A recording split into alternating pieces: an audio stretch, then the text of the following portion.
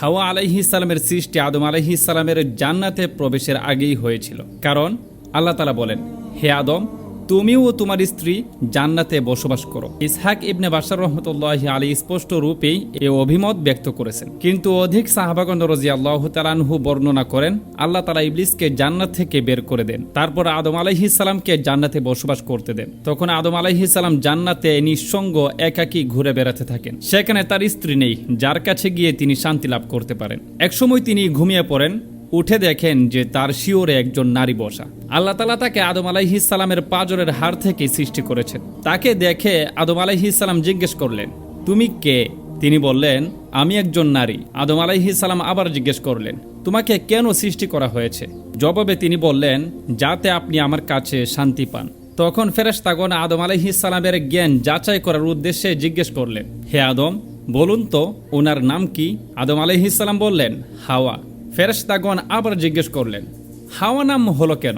আদম আলাইহিস সালাম বললেন, কারণ তাকে জীবন্ত সত্তা থেকে সৃষ্টি করা হয়েছে।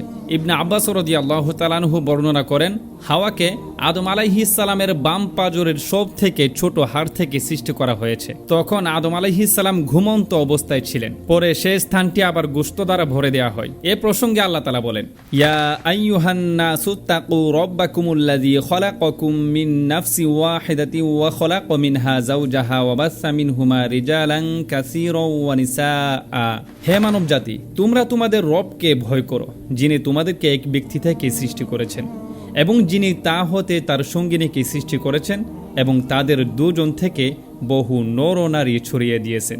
সূরা আনফাল আয়াত নং 1। হুয়াল্লাযী খালাকাকুম মিন নাফসিন ওয়াহিদাতিন ওয়া জাআলা মিনহা যাওজাহা লিয়াসকুনা ইলাইহা ফালাম্মা তাওয়াশাহা হামালাত হামলান খফীফান ফামাররাত বিহি। তিনিই তোমাদেরকে এক ব্যক্তি থেকে সৃষ্টি করেছেন ও তার থেকে তার সঙ্গিনীকে সৃষ্টি করেন, যাতে সে তার নিকট শান্তি পায়। তারপর যখন সে তার সঙ্গে মিলিত হয়, তখন সে এক লঘু গর্ভধারণ করে এবং তা নিয়ে সে অনায়াসে চলাফেরা করে। সূরা আরফ আয়াত নং 189।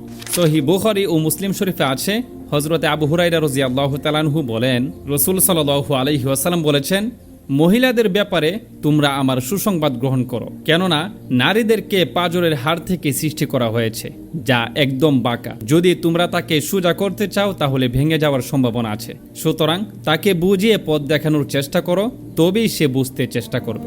নিষিদ্ধ বৃক্ষটি কি ছিল? ওয়ালা তাকরাবা হাযিহিশ শাজারা।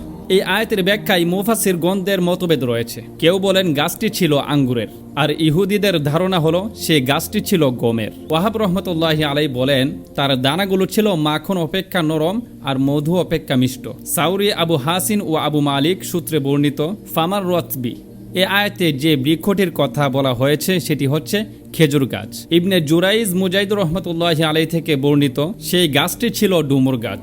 এবং আবুল আলিয়া বলেন, তা এমন একটা গাছ ছিল যার ফল খেলেই পবিত্রতা নষ্ট হয়ে যেত, কিন্তু জান্নাতে পবিত্রতা নষ্ট হওয়া অনুচিত। মোট কথা, এই মতভেদগুলো প্রায় কাছাকাছি। তবে লক্ষণীয় হলো আল্লাহ তাআলা নির্দিষ্ট করে এর নাম উল্লেখ করেনি। যদি উল্লেখ করার মধ্যে আমাদের কোনো উপকার নিহিত থাকতো, আল্লাহ অবশ্যই উল্লেখ করতেন। পবিত্র কুরআনের আরো বহু ক্ষেত্রে এমন অস্পষ্ট রাখার নজির আছে।